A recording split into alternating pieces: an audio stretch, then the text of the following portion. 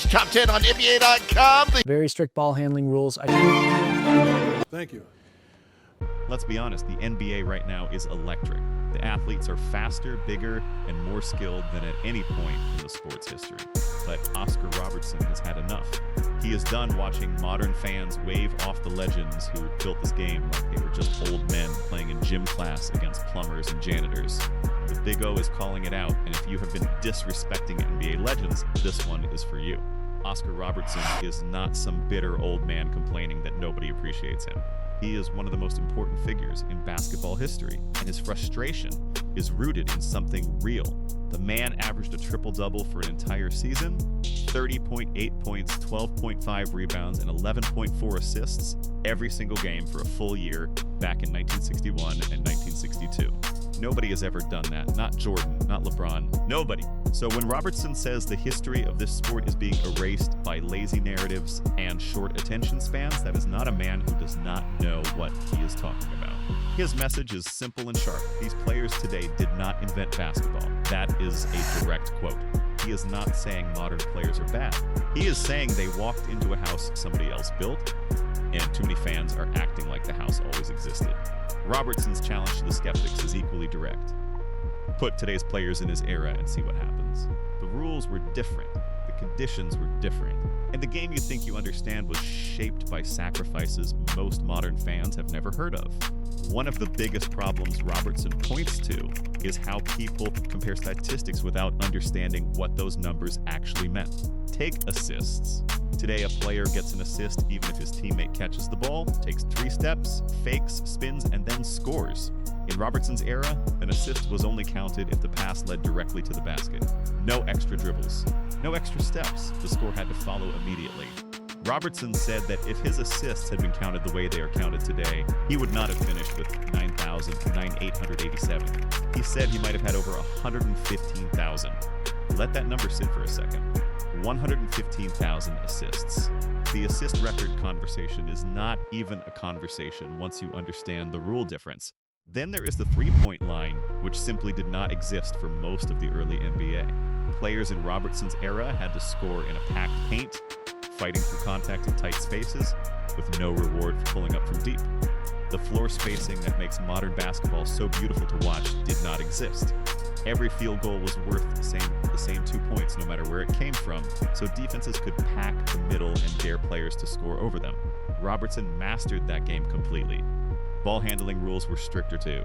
The carries and palms that get waved through on highlight reels today would have been called violations back then. Many of the hesitation dribbles and crossover moves that modern fans treat as proof of elite skill would not have been legal. So before you pull up an old clip and decide a legend had no handles, hit that subscribe button and drop a comment below. Tell us whether you think modern fans are too quick to disrespect the players who built this league. We want to hear where you actually stand on this. Now let's talk about the man Robertson puts above everyone. Above Jordan, above LeBron, above every name in the current conversation. Wilt Chamberlain. Robertson said on the podcast All the Smoke that Wilt was the one player who could dominate any era. Not probably, not maybe, the one player. And once you look at what Wilt actually did, it becomes very hard to argue. Wilt was 7'1", 275 pounds, with a 7'8" wingspan and a vertical leap reported at 48 inches. He was not just a big man who bullied smaller opponents. He was a world-class multi-sport athlete who competed in track and field, high jump, and volleyball. His physical profile would translate to any era of basketball without adjustment. In the 1961 to 1962 season, Wilt averaged 50.4 points per game. He had a game with 55 rebounds. He averaged 48.5 minutes per game because he played every single minute, including overtime. And in his entire 14-year career, Wilt Chamberlain never once fouled out of a game, not once. Robertson's point about Wilt is important because it directly addresses the most common lazy argument against old players. The claim is always some version of, he only dominated because the competition was weak. Robertson rejects that completely. He says Wilt carried the NBA for years. The league survived its early difficult years because Wilt made people show up to watch. And Chamberlain himself noted that when he played, the league kept changing rules to limit what he could do. The lane was widened, defensive rules were adjusted. The modern NBA does the opposite. It creates creates rules to make scoring easier. Robertson is pointing out that Wilt was so dominant the league tried to stop him through legislation, while modern rules try to help scorers. That is not a weak era. That is a different standard entirely. Moving on to Bill Russell, the criticism Robertson hates most is the one that goes, Russell only won 11 championships in 13 seasons because there were only 8 teams. Robertson calls that argument a distortion of history. Fewer teams did not mean weaker competition. It meant the talent was concentrated. Every night, Russell had to face other Hall of Famers. There were no easy matchups. There were no off nights against weak rosters. Robertson knows this personally because his postseason record against Russell was 6 wins and 11 losses in series. He faced Russell directly, repeatedly, and he watched the man win in conditions that had nothing to do with a small field. Before Russell ever played a professional game, he had already won 2 consecutive NCAA titles at the University of San Francisco and captained the United States Olympic team to a gold medal in 1956. He was a winner before the NBA ever handed him a ball. Robertson argues that dismissing those championships because of how many teams existed is choosing ignorance over evidence. Robertson is also frustrated with the way modern media has turned basketball history into a 2-man debate. LeBron or Jordan? Jordan or LeBron? That is the entire conversation on most platforms, and Robertson believes it erases everyone else. He respects both players. He makes that clear. But basketball history is not a bracket between 2 names. Elgin Baylor gets mentioned, and people look it up like it is a history assignment. Robertson has praised Baylor as an unstoppable force whose scoring would still give modern defenders serious problems. The reason most people have no idea what Baylor actually did is because social media runs on clips and memes, not context and film study. The same toxic fan culture is exactly what Robertson warned Russell Westbrook about. Westbrook broke Robertson's single-season triple-double record with 42 in the 2016 to 2017 season, and later passed Robertson's career record of 181. Before the record was broken, Robertson sat down with Westbrook privately and told him what was coming. He said the fans are going to turn on you. They will expect triple-doubles every night, and even if you deliver and your team still loses, they will blame you. Robertson was right.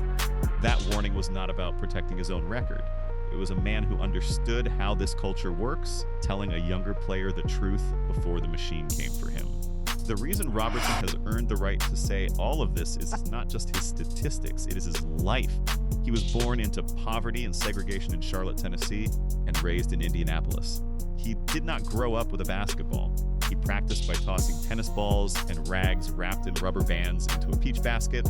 He played his high school ball at Crispus Attucks, an underfunded all-black school that did not even have a gymnasium at first. He and his teammates won consecutive Indiana state championships in 1955 and 1956 and became the first all-black team in American history to win an integrated state tournament. They forced a city to reckon with what they had done on the court. Then Robertson took that same fight into the boardroom. As president of the NBA Players Association, he filed a landmark antitrust lawsuit in 1970 that challenged the reserve clause, a rule that kept players bound to their teams with no ability to leave. The case settled in 1976, creating the Oscar Robertson rule and establishing free agency in professional sports.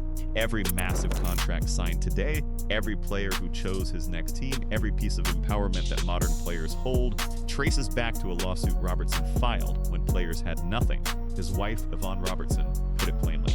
She said so few of today's players have any idea what he fought for or what he stood for.